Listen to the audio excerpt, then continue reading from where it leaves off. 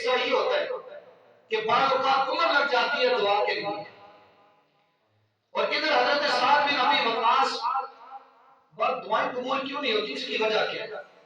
بندہ دعا کرتا ہے اللہ ہمارا یہ کام کر، اللہ بارش دے، اللہ رزق میں برکت دے، قبول کیوں نہیں ہوتی؟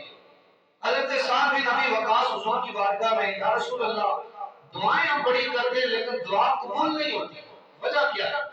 ہم اتنی دعائیں کرتے ہیں اور پھر گراتے بھی ہیں، بعض اوقات دعا قبول نہیں ہوتی.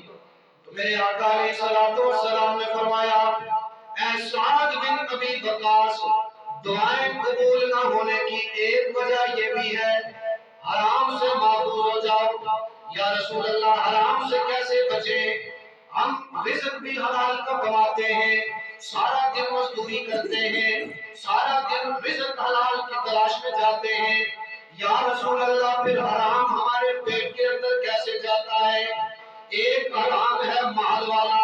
میرے آقا نے فرمایا غیبت کرنا بھی حرام، چغلی لگانا بھی حرام، لوگوں کو آپس میں لڑانا بھی حرام، منافقت کرنا بھی حرام، لوگوں کے اندر فتنہ اور فساد ڈالنا بھی حرام.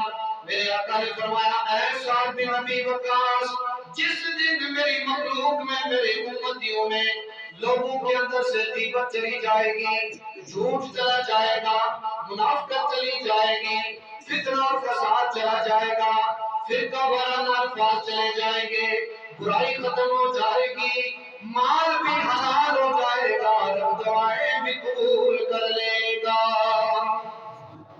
ایک ہے رزق حلال اور حرام.